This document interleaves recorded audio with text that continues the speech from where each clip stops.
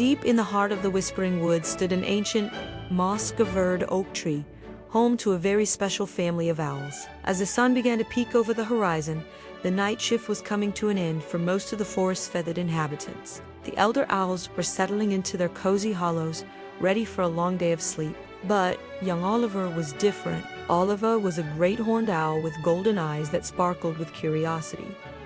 Tonight, he simply wasn't tired. He tried to squeeze his eyes shut, but the sounds of the waking world kept pulling him back to the edge of his home. The morning birds began their chorus, and the rustle of the leaves felt like an invitation to a world he had never seen. Bravely, Oliver hopped onto the ledge of the hollow. The air felt different, warm, fresh, and filled with new possibilities. For the first time in his life, he saw the forest bathed in golden morning light. It was more beautiful than any moonlit night. Everything was so bright. Oliver blinked as he looked up at the brilliant blue sky, a color he never knew existed. Below him, a family of squirrels was already hard at work, scurrying across the forest floor with incredible speed. Oliver watched in fascination. He was used to the quiet stillness of the night, not this bustling energy of the day.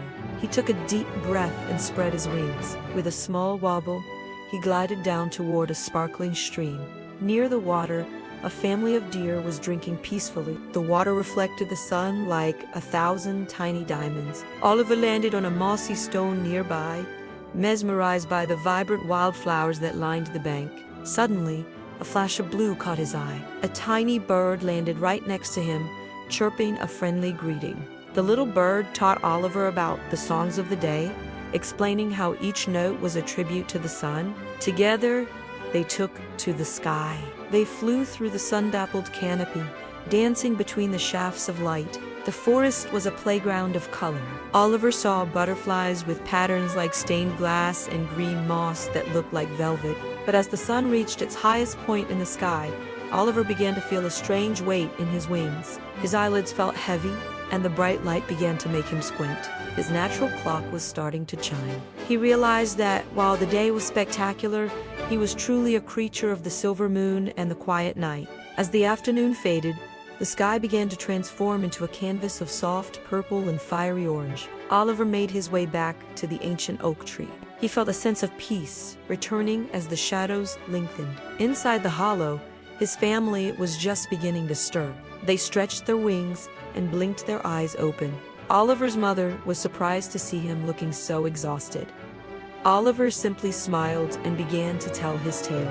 He told them of the golden light, the busy squirrels, and the bluebird who sang to the sun. As the moon rose in the sky, a silver orb among the stars, Oliver felt a familiar comfort wash over him.